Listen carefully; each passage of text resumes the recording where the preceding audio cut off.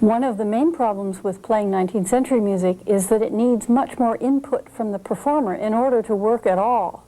I'm not saying that Baroque music or classical music should be played straight or mechanically, but if they are played in that way, they still have a strong enough structure in order to work more or less no matter what you do with them. Whereas 19th century music usually doesn't have this kind of strong structure. It usually relies completely on what the performer is going to do to it. While Bach was writing music for the greater glory of God, 19th century composers were writing music for the greater glory of the performer or of themselves, who were often the performers themselves anyway. So this difference in point of view is very important.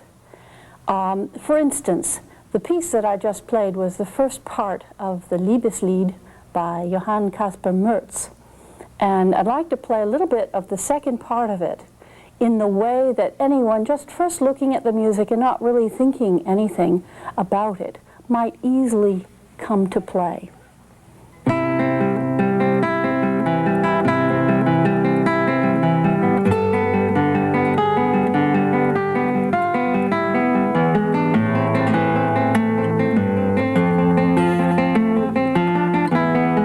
It's not too fascinating.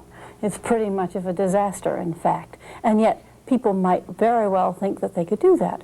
If you did that to Bach, it would still sound okay. If you do that to Merz, it sounds like a disaster, and everyone looks at it, they say, oh, terrible piece. Turn the page, let's look for something better. Okay, so what was wrong with this kind of performance? One of the most important things is to bring out the melodic line. This is absolutely crucial in 19th century music because flamboyant, expressive melody was one of the main features of almost anything written in that period. So the first thing we have to study is to work on bringing out particular fingers, right-hand fingers, or notes of a chord. Now, the melody may be on the top, maybe in the bottom, maybe in the middle, and all of this we have to be able to do. So a nice exercise to try working on this is to just take any old chord or chord progression, and you start out with the thumb, which is easiest generally to isolate, and you play the loudest thumb note you can do and the softest finger notes you can do. Nothing subtle about this. I want it so obvious that your cat is going to tell the difference between your thumb and your fingers. So then you try playing a chord progression that way, bringing out the thumb.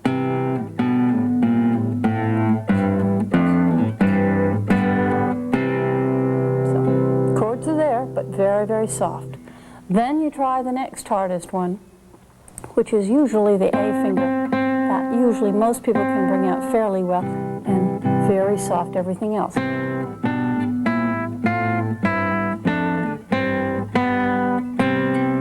You sort of think strength into whatever the finger is that you're working on. Then, of course, the two hardest ones are the two middle fingers. We'll try first the I and separate that out from the rest.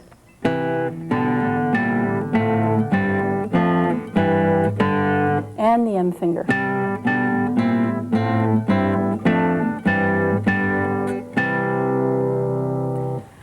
And And if you can do that, then you're in pretty good shape for working on 19th century music and classical music.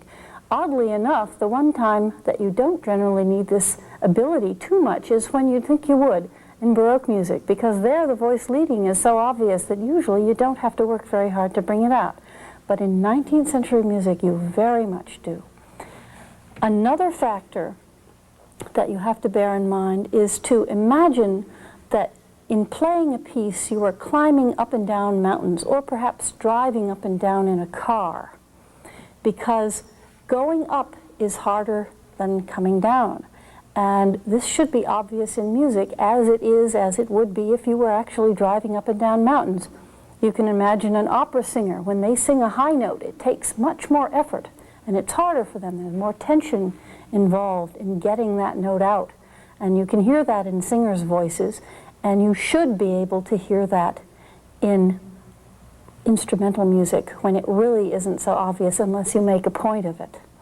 So, whereas in Baroque music, these mountains should not really be very evident. In Romantic music, you want all of this effort to be very, very evident. You want it to sound hard when you go uphill, and you want it to sound easier when you go back down again. This whole thing, very, very important. Now, let's try that second part of the Merz Liebeslied now with keeping all of these things in mind.